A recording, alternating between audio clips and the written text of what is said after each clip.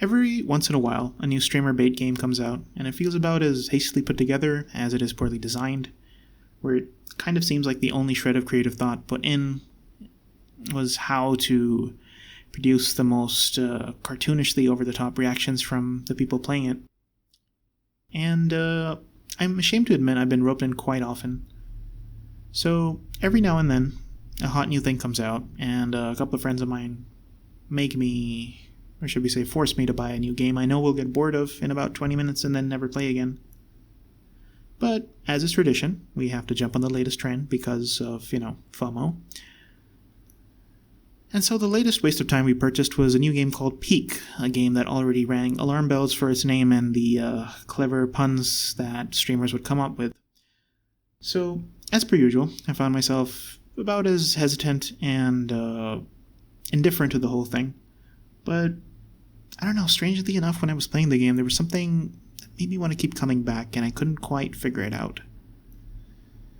So, all the bits of jank that are always stuffed in these sort of games is always there. It's the kind of loud and obnoxious gotcha moments that are designed to be viewed or produce entertainment, not really for you, the player.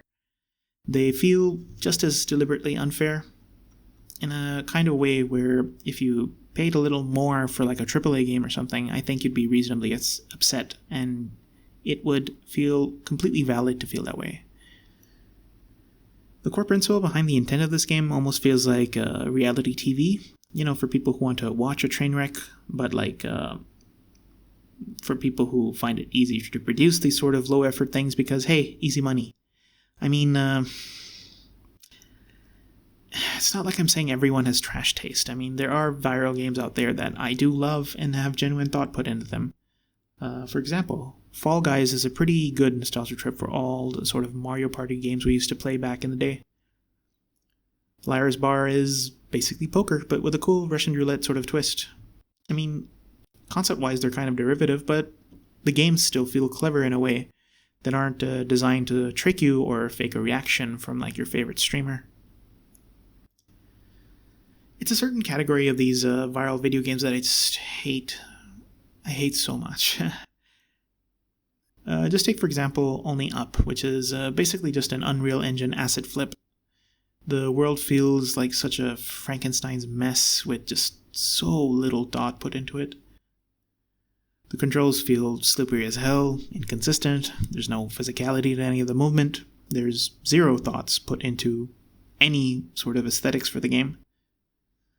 There's none of the well-intentioned, designed telegraphing that video games are supposed to have that tell you where you're supposed to go.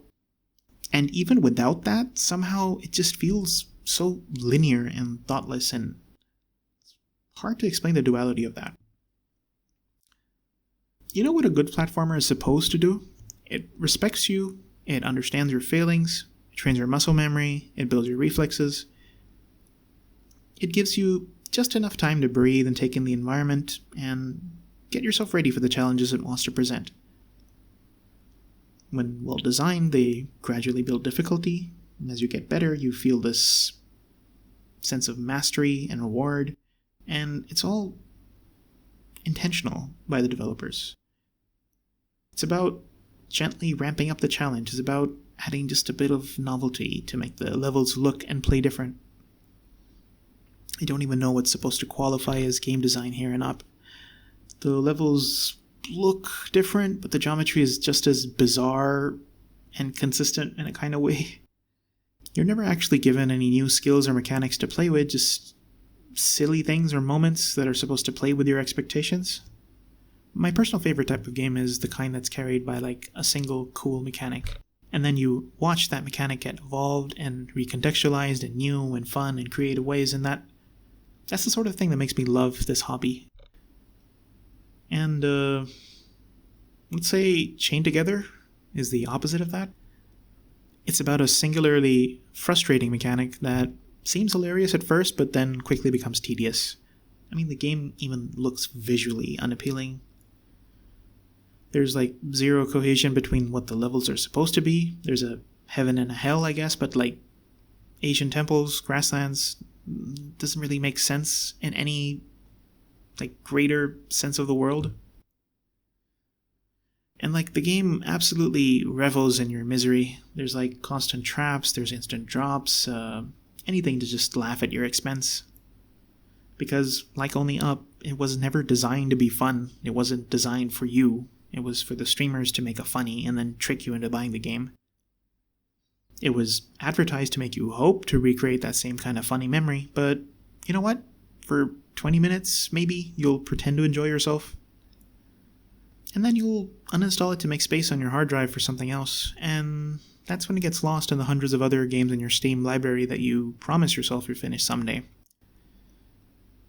So yeah, I went in expecting peak gameplay and peak game design. From the moment I booted it up, I could feel it ooze that desperation to be viral. I could see into the Matrix and all of the greatest hits that the genre would line in place. The absurd geometry, the silly character customization, the constant hazards to trick you into falling or just dying outright, the complete absence of checkpoints to make the game artificially longer, just the usual trappings that serve no other purpose but to make funny little clips to upload over to YouTube or TikTok. The core mechanic the game is even built on, in other words, the climbing part of it, it feels just as predictably jank.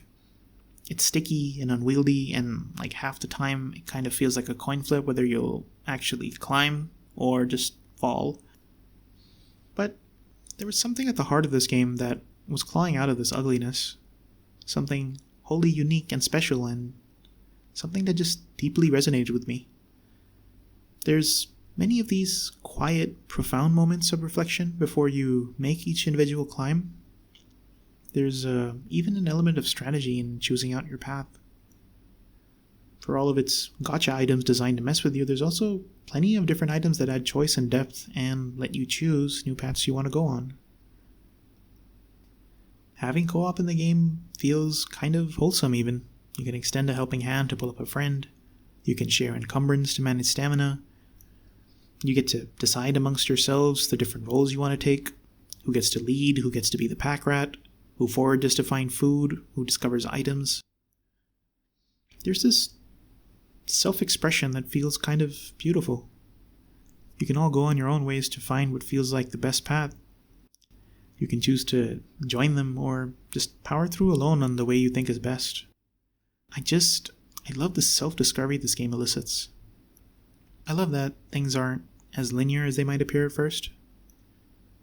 And yet, for all my praise, it's marred by intentionally bad design to just be more marketable. I searched everywhere on Steam to find any other game built around the concept of mountaineering, and I am both happy and sad to say that I did not find it. There was a turn-based game, but that really isn't my thing. There was another game developed by Don't Nod Studios, but I'm kind of petty and haven't really forgiven them for Life is Strange 2. So, I don't know. Thinking about Peak, if you could just dust away the unwanted bits, there's a soul to the game that feels uncaptured anywhere else. The closest game I can think of is The Long Dark, but it's just not the same. I want the full experience of climbing a virtual mountain. And considering I struggle going up a flight of stairs, it's incredible that Peak managed to make me feel this way. I mean, the catch-22 here is that I know I would have never heard of this game without that intentionally bait design. I wouldn't have heard of this game if it weren't for those moments that made you watch the streamer suffer for his art. Or that time where you laughed at your friend's expense because he got poisoned and hurled off a mountain just for walking around. Someone, somewhere, manufactured these experiences to prevent this game from drowning in an ocean of new releases. They intentionally clipped this game's wings to pander to the whims of the market. And, unlike all those other games with their glorified jank, Peak kind of feels like a bottled fire. It just burns so bright, and then you blink and it's gone. And then tomorrow comes and you and your friends move on to a new game.